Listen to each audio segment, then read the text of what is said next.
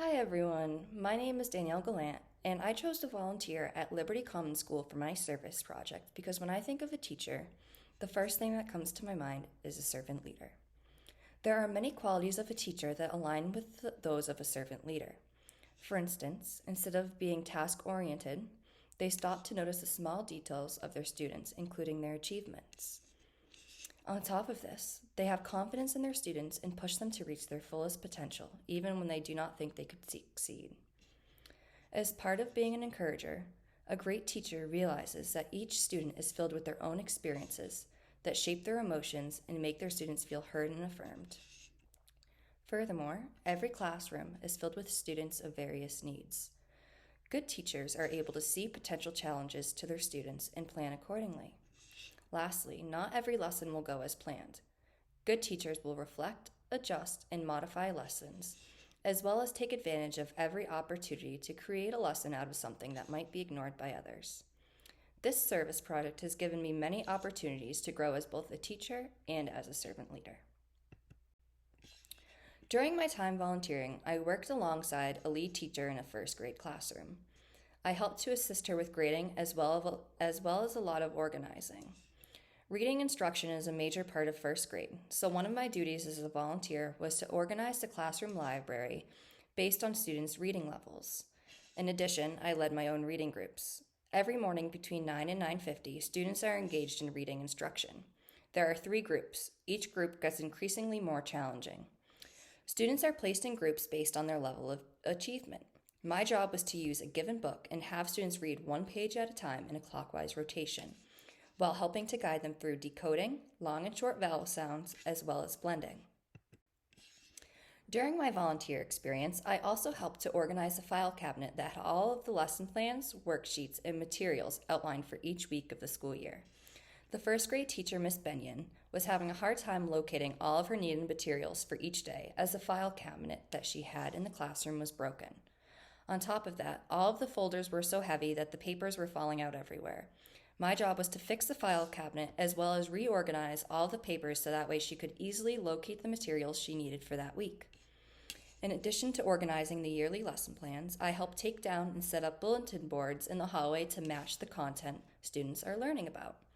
Everything that students create, even in art class, is content related and is presented on the bulletin boards. For example, some students are learning about the Renaissance era and in their classroom, and in art class, they're engaging in a stained glass art project. How the green leaf questions were answered. 1. Do those served grow as persons? Yes.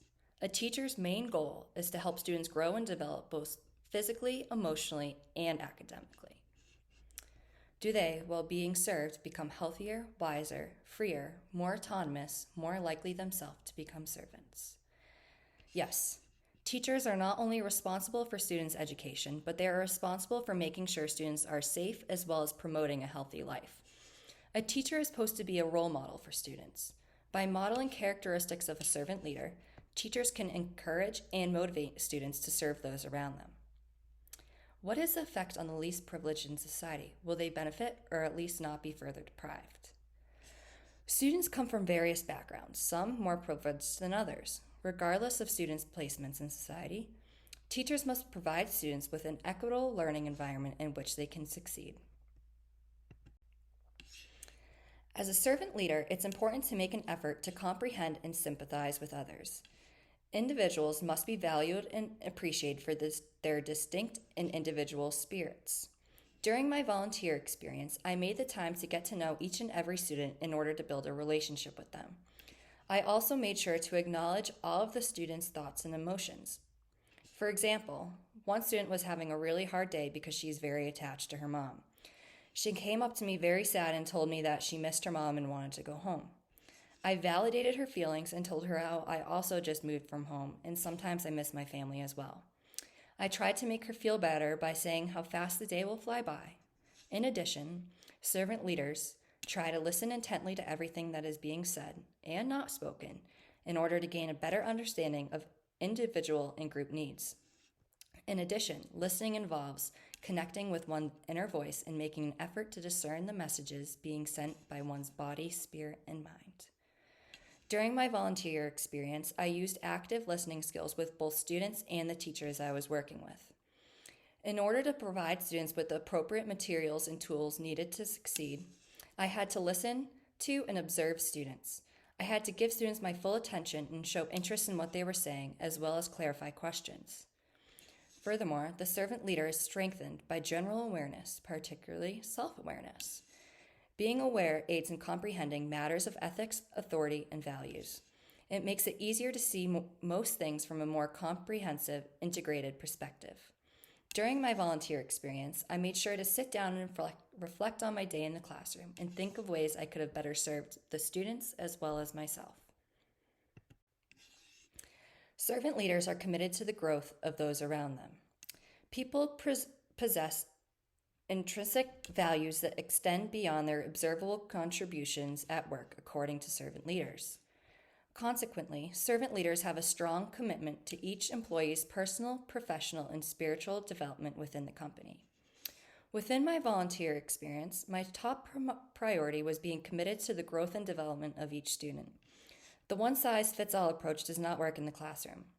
By conversing with the lead teachers about student needs, strengths, and weaknesses, I was able to tailor my teaching strategies during reading instruction to each student in order to help them grow. Furthermore, through empowerment, servant leaders are able to acknowledge the talents and strengths to those around them. Servant leaders must encourage others in their actions and in their personal growth. During my time in the classroom, I was focused on each student's unique strengths and weaknesses in order to encourage them to complete tasks. I noticed during my time in the classroom that a lot of students lack the confidence to succeed. They are able to complete many tasks with little guidance and encouragement.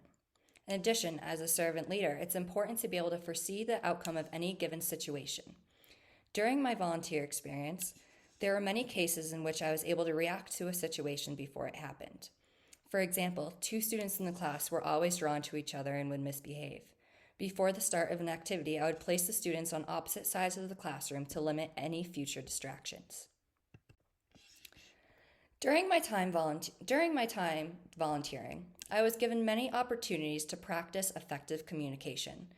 It's important for me to be able to act professionally while being able to communicate my thoughts and emotions. By communicating with the school principal and working alongside teachers, I was able to practice my communication skills while also observing how others within the school communicate with each other. In addition to communication, my time in the first grade classroom has taught me a lot about classroom management. It's one thing to learn about classroom management in school, but it's another to experience it firsthand. I was able to learn ways in which I can keep my students on track while also making the most out of their time in the classroom. Lastly, teachers work with students of various needs. It's important to be able to differentiate instruction for every student's unique individual needs. What one student may be able to do, another may not. As a teacher, you must have multiple opportunities available for students to showcase their knowledge. So the first picture taken was the classroom that I was working in. Each section of the classroom pertains to a different subject. The back of the classroom was specifically for reading instruction and also contains the classroom library, which I organized based on reading levels. The second picture is the teacher I was working with, Miss Benyon. Typically, there's also an assistant teacher in the classroom, but for my volunteer experience, I replaced her position.